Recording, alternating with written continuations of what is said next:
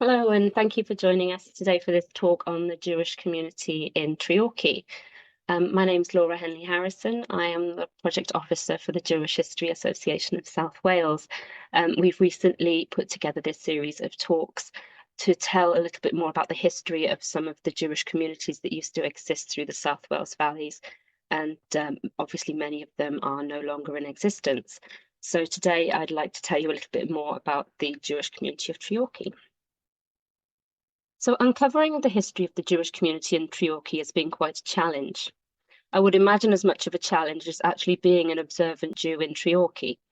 Although we have records of a very small number of Jews living in the town, it never reached large enough numbers to establish an official community. I've searched through our oral history database, and unfortunately we have no clips about Treorchy. However, many of the experiences of nearby smaller communities would have been very similar.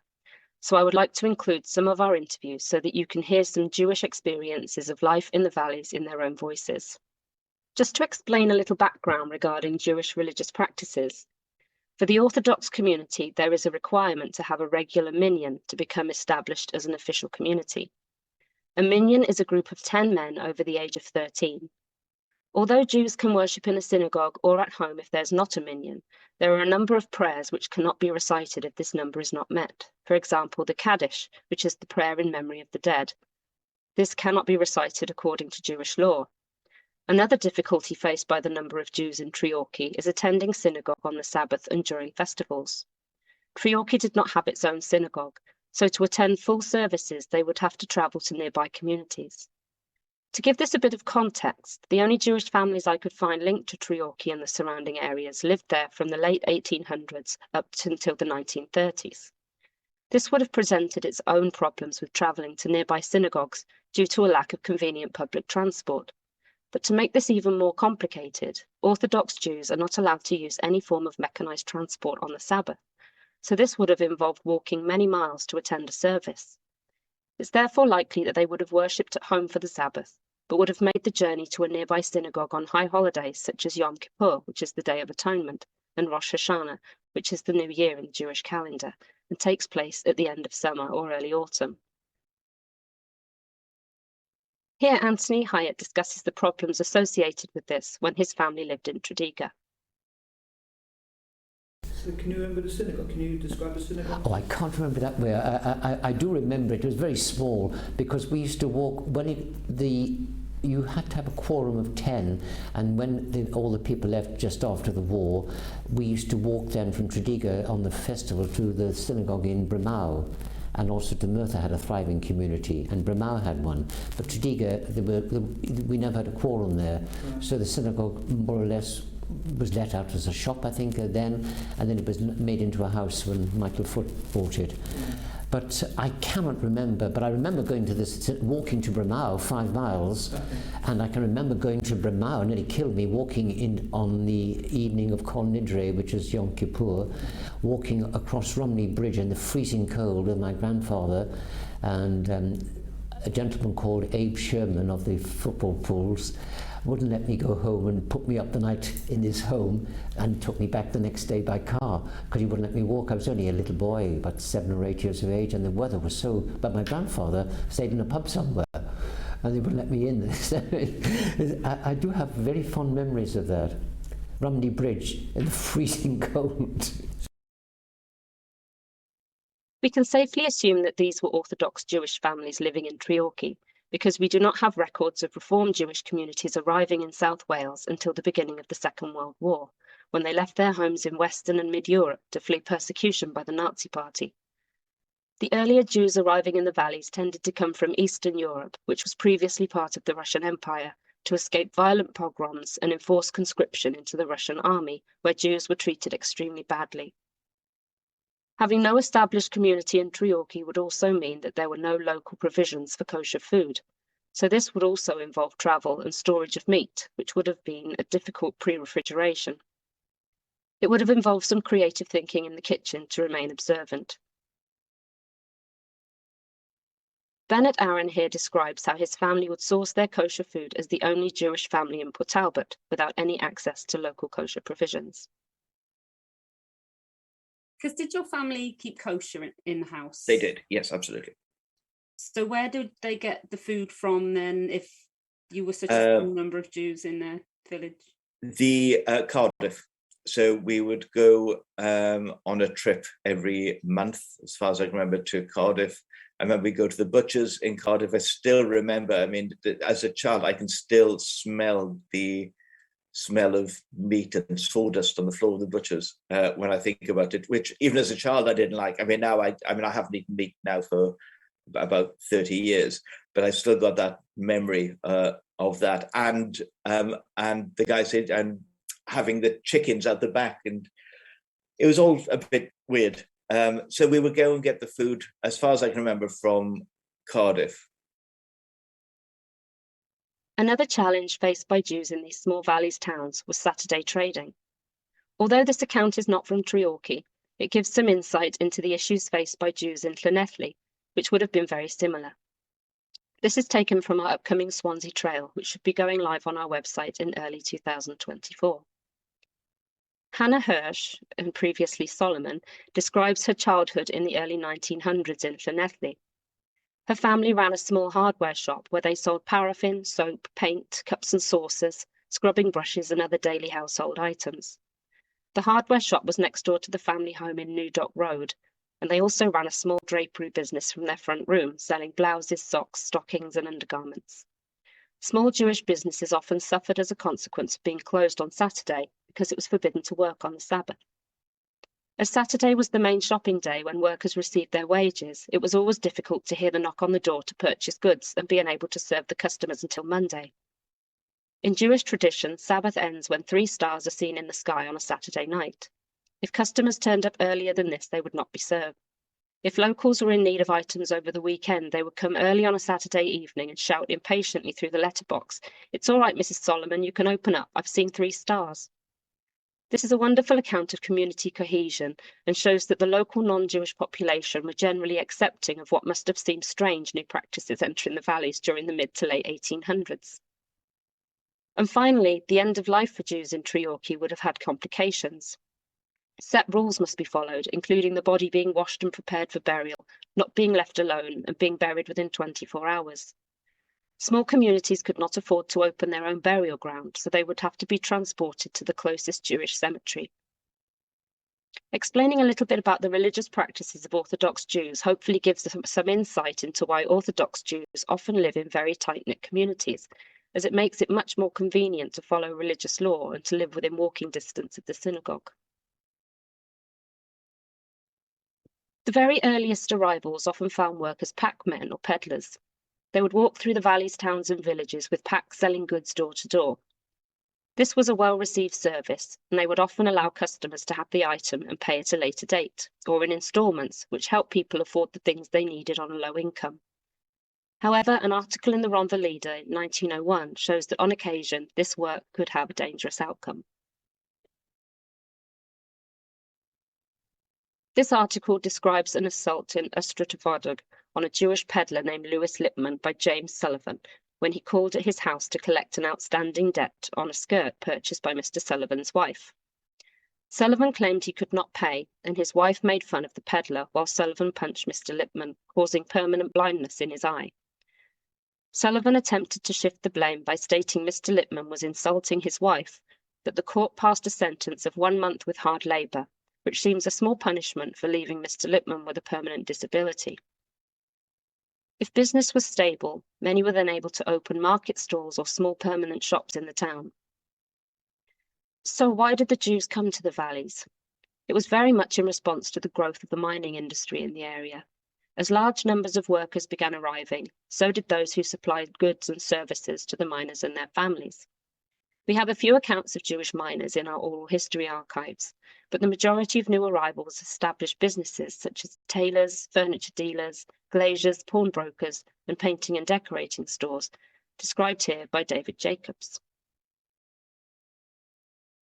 So you take from your work that mining was not a huge career choice then for Jews? I think that's probably right, yes. Yes, I think Jews went into things like pawnbroking, as my great-great-uncle, my great-grandfather's brother, Isaac Monat Jacobs, Isaac Muck Jacobs, He was a pawnbroker in Abertillery. So they were more into serving the community. Yeah, shopkeepers, small shopkeepers. Well, they as they were in Eastern Europe,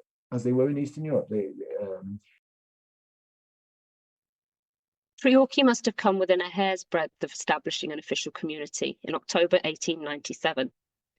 The Jewish Chronicle has a small article mentioning Treorchy by name and speaks of a president, Mr. Charles Tanchen, and secretary, Mr. B. Love. These positions are usually associated with an established community, but it appears that the numbers were still too small to facilitate a purpose-built synagogue. These two gentlemen managed to secure the use of a hall in the public library to use for services during Rosh Hashanah and Yom Kippur. They did not have their own reverend or rabbi, but local communities were pulled together and reverends from Pontypridd and Bristol came to officiate. They also borrowed a scroll of the law, or Torah scroll, from Mr. N. Tanchen, presumably a relative of Charles who lived in Pandy, and Mr. Laurie from Pentre. We'll be hearing more about the very interesting Mr. Laurie in a bit. So I had a look at the census records for Charles Tanchen, but it seems that he only stayed in Treorchy for a very brief time. He was not listed as living there on the 1891 census, and by 1901 he was living in Cardiff with his family and trading as a boot dealer. Interestingly, in the 1911 census, Charles was listed as born in London, but in an earlier census document from 1901 it states he was born in New York. It's not often we see Jewish people from this period moving from America to the UK, it's usually the other way around. It would be interesting to know what brought him here and which birthplace is correct. B. Love turned out to be Benjamin Love, who lived at 84 Bute Street, Treorchy in 1897. According to the 1891 census, Benjamin was 25 years old and was a furniture dealer. He was living with his cousin, who was a hawker. Both men had been born in Russia. Benjamin must have married sometime after 1891, and his wife had a child in Treorchy in 1897. However, by the 1901 census, Benjamin and his family were no longer living in Wales. It would have been very important for the Jewish community in both large and small towns to have a place to meet regularly. The synagogue or rooms used as a synagogue would not only have been for religious worship, but also to maintain cultural practices. This is a common theme in many of the oral histories we've recorded over the last few years. I often speak to individuals who do not really subscribe to the religious aspect of the Jewish faith, but regularly attend synagogue to socialize and remain connected to their Jewish cultural identity. An important aspect of Jewish faith and culture is the raising of money for charity. However small the community was, they could often be found in the pages of the Jewish Chronicle donating money to important causes, both Jewish and non-Jewish. This article mentions a ball which took place annually in Cardiff to raise money for the Jewish Board of Guardians. However, below this mentions Mr. Isaac Barron, who passed away at the age of 92 in 1937, leaving £400 to the Royal Infirmary and £300 each to the Pentoin Hospital in Treorchy and the Yeshiva, which is a Jewish religious school in Jerusalem. He also left other legacies to local institutions in his will. This was quite an impressive sum in 1937. Isaac Barron had been a resident of Treorchy before moving to Cardiff. Isaac first appears in Ystrad y Fodog on the 1871 census at the age of 26. He was born in Poland and was a painter and glazier by trade. His wife Marianne was also born in Poland, but their two daughters, Ada and Sophia, were both born in Treorchy. It's therefore quite impressive that he managed to leave such considerable donations to charity upon his death just over 60 years later. By 1901, Isaac was now a widower, and in 1907 he was living at 101 Bute Street in Treorchy and was running a furniture business with his daughter and son-in-law, Caspar Goldman. It appears that Isaac moved to Cardiff with his daughter and son-in-law at some point after 1911, as shown by this obituary for Caspar Goldman in 1926. The family were living on Cathedral Road, which would have been within walking distance of the Orthodox synagogue there. Another resident Jewish family in Treorchy were the Cohens during the 1920s. Back in 2012, a number of Jewish residents of Cardiff were interviewed for a project in collaboration with Bute Town History and Arts Centre called Hineni. One of the interviewees was the son of Dr. Simeon Cohen, but in later life he changed his name. Today I will call him Mr. C. We have access to the transcripts from these interviews, where he discusses his father's medical practice and his early life in Treorchy.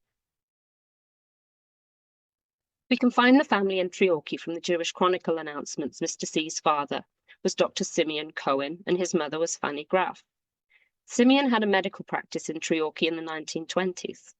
Sadly, Mr. C's mother died when he was 10 days old. He was taken in briefly by a cousin of his father in Cardiff, then went back to Treorchy where he was looked after by employed nurses. Simeon Cohen was born in Cardiff and he started his practice in Treorchy in around 1923. Mr. C was born in 1925 in Cardiff, but the family were living in Treorchy. Before that, Simeon had been senior resident physician at Cardiff Royal Infirmary. Simeon bought a practice in Treorchy, and within a few years he had 3 offices in the town, 3 surgeries, and assistants and dispensers. Mr. C's father remarried Sissy Levi when he was 4 years old, and he was sent off to a Jewish boarding school in Cheltenham when he was 6. Dr. Cohen and Sissy had a son together in 1932 and was still living in Treorchy. By the time Mr. C was 10, his father had decided that he was fed up with the practice because it was a difficult life and he was on call 24 hours a day. He went on to buy a practice in Cardiff and moved there. Mr. C now had a half-brother and he was allowed to come home shortly after from what he called prison, which was boarding school, and attend a day school in Cardiff. So now I'm going to read some excerpts from Mr. C's interview for Hineni. So he was asked, what was it like to be Jewish in Treorchy at the time? Were there many Jewish people living there? No, as far as I'm aware, there were no other Jewish people in Treorchy. I think the nearest Jews were in Tonopandi. There might have been some in Pentra, but I don't know. The nearest Jews I was aware of were in Tonopandi, which were 2 railway stops and down the village towards Cardiff. Those were the only Jewish people that I knew of. I was a child and my father was an important person in the community, the doctor. There wasn't another doctor in Treorchy. I think there was another doctor in Treherbert, which was the next town up. And of course, there were other doctors about. There must have been a doctor in Pentra, and there must have been a doctor at the top of the valleys. But I mean, I wouldn't know. I wasn't a member of society in those days, was I? Our house. We've been back to the house. I took my grandchildren. We went up to look at the old house we lived in those days, which, of course, by the time I was going back to it, it was tiny, but in my youth it was enormous.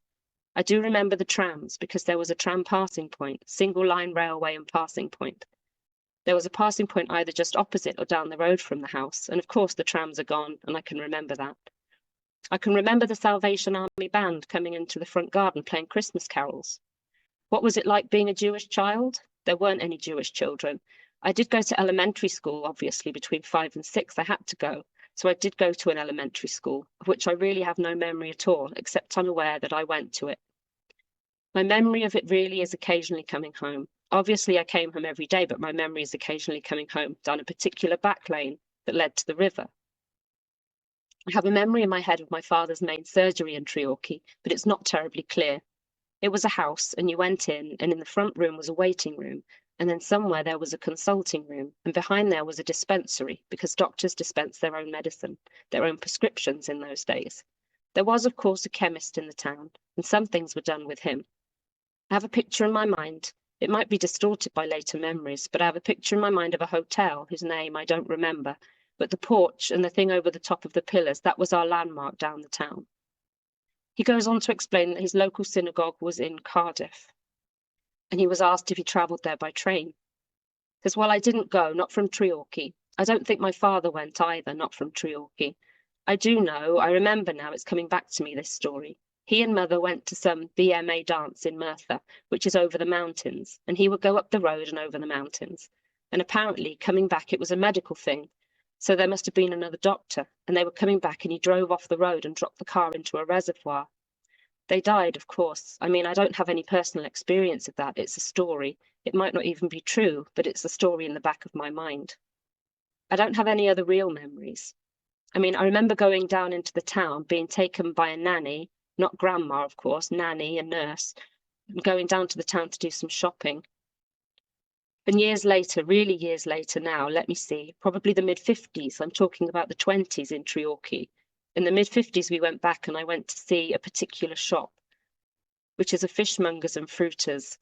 And I went there and they said they certainly remembered my father, and they said they remembered me, so that was quite something.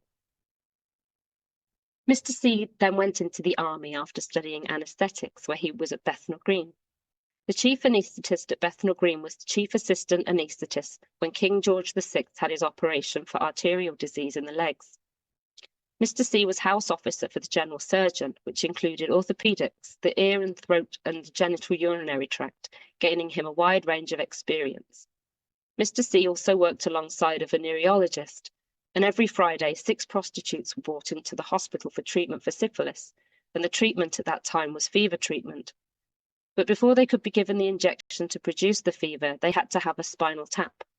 So every Friday, Mr. C was doing 6 spinal taps, putting needles into the spinal canal and taking off the fluid. And then after the treatment on the Sunday night, he would do another 6. So he became extremely competent in this complicated procedure for a junior doctor, often being sought out by other doctors and departments who required his skills. Mr. C followed his father into the Cardiff practice, where he worked for 32 years as a GP after a career in the army until 1955. He continues on in his oral history. As a whole, the Jewish communities got on very well. There was a riot in, I can't remember where, Treorchy?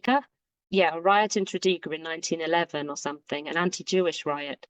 But on the whole, the Jewish people, and up until 1939 in Wales, there were only Orthodox Jews.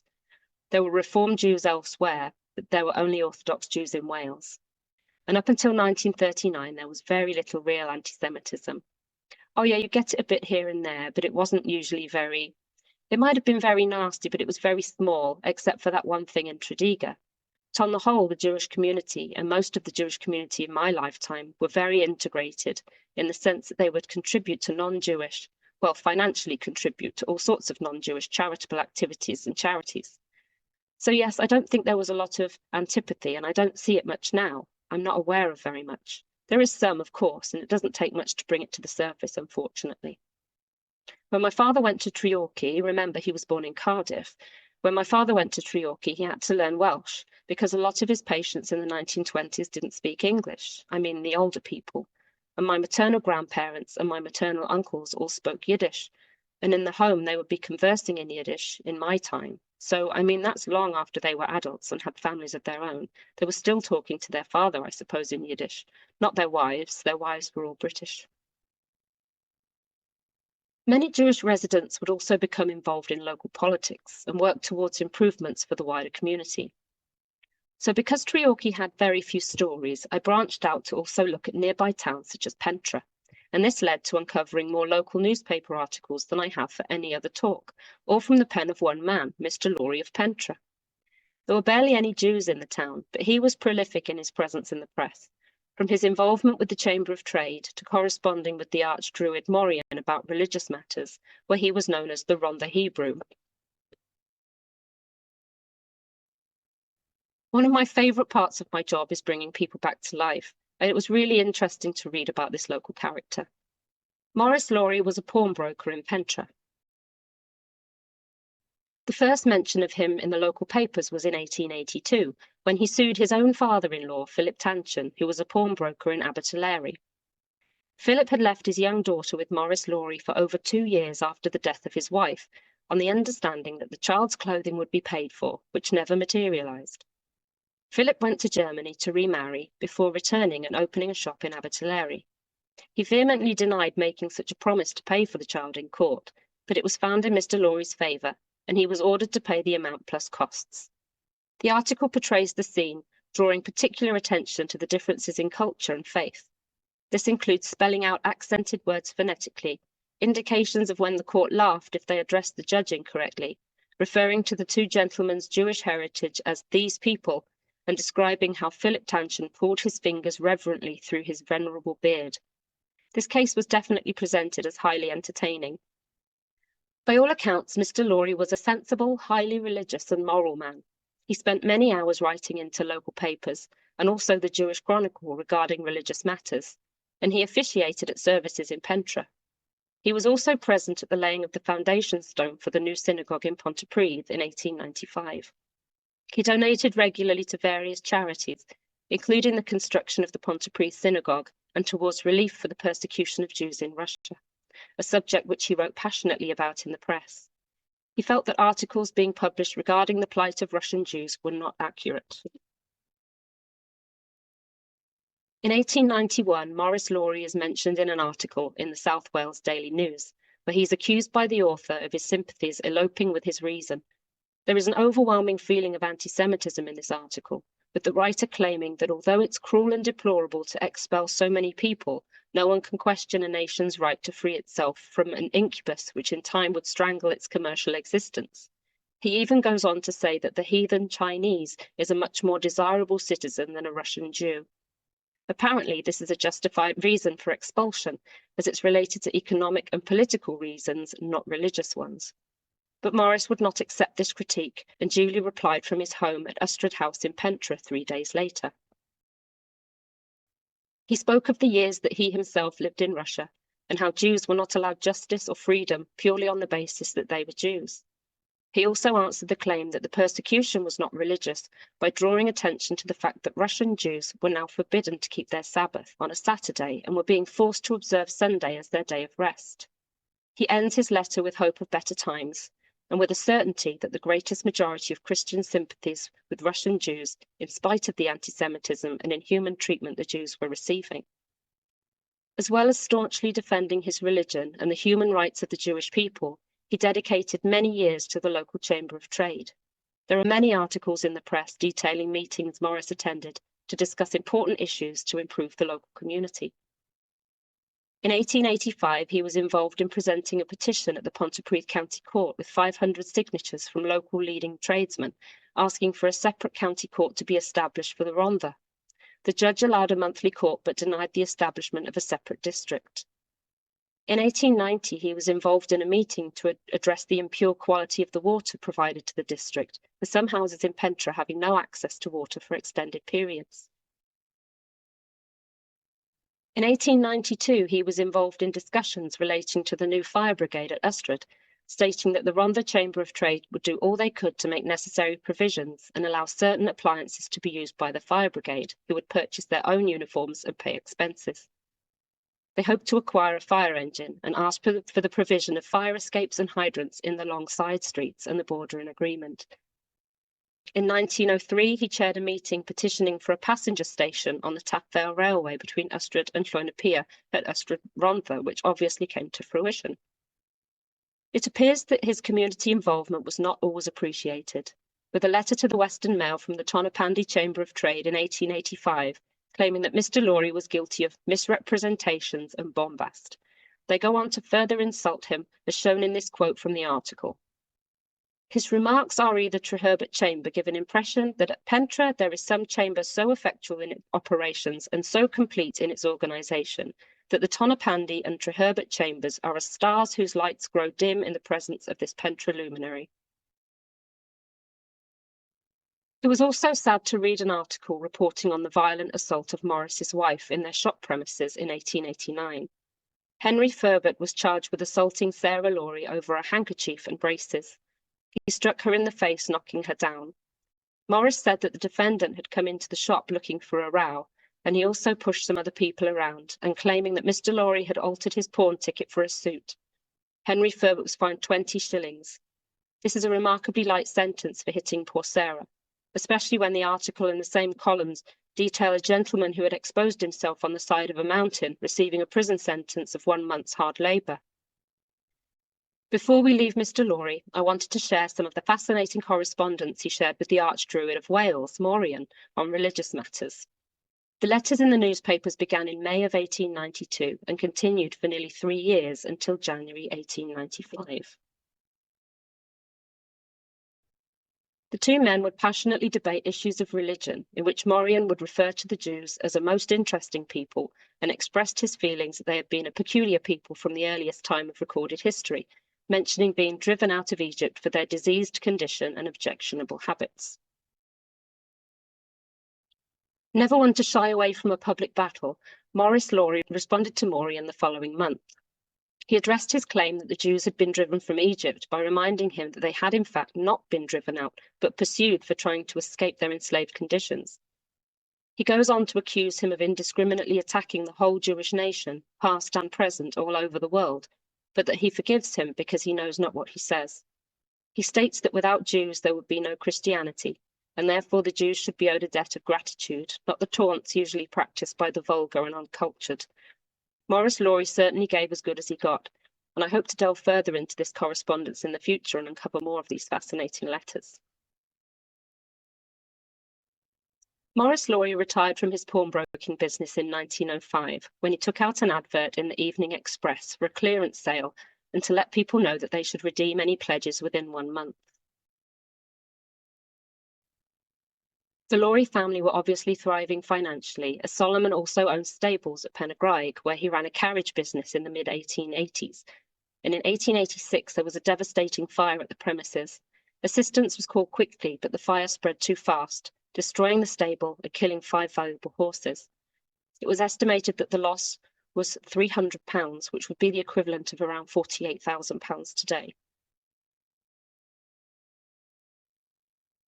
So to finish, I would like to talk about slightly more recent history. Many of you may be familiar with the name Polikoff. Alfred Polikoff, Wales Limited, was founded in 1939 by Russian Jewish businessman Alfred Polikoff. Initially, Alfred produced garments in a partnership with Joseph Pizarro in London. They described themselves as skirt manufacturers, ladies' costume and blouse manufacturers, and gentlemen's tailors. However, the partnership was dissolved in 1908, and Polikoff went on to build a clothing factory in Hackney. In 1937, Alfred Polikoff Wales Limited was financed by a Treasury loan of £40,000 under the Special Areas Act. A purchase of £55,000 in shares and a loan of £20,000 from the Nuffield Trust. They produced garments, sewed and pressed, and they used to share the same premises as Burberry, and the Treorchy factory later became known as Burberry. And they made clothes for civilians, but also worked for the War Department making military uniforms. The business originated in Hackney, London, but a factory was set up under the Special Areas Act at Ynyswan, Treorchy in the Rhondda. The business was acquired by Great Universal Stores along with Burberry in 1948. In the 1980s, it was taken over by GHS Fashions. As well as the factory, which provided much-needed jobs in the area, the Polikoffs also established places where the local community could socialise, such as Polikoff's Ballroom in Treorchy. This ballroom was used to host many events for the community. They also opened Polikoff's Social Club in Pentre, which was for the workers to use. It was in use until its closure in 2006. So to finish, I would just like to give you a brief overview of the reason for the decline of the Jewish community in the valleys. The decline of heavy industry and mining in the area had a huge impact on the supportive businesses, which were often run by Jewish families.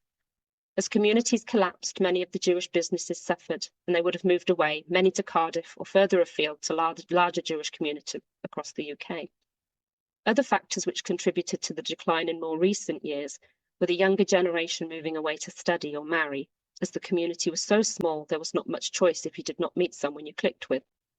As this generation settled and had families, many of the older generation would relocate to be near their children and grandchildren. The lack of Jewish schools in South Wales has also been a contributing factor for those more orthodox families who wanted their children to attend a Jewish school. This has resulted in the valley's communities slowly vanishing over the decades, and even the larger towns and cities are declining rapidly.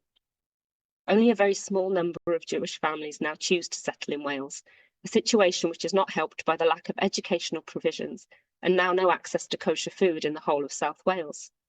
This is now brought in from other areas of the UK in a refrigerated van every 3 weeks to Cardiff United Synagogue.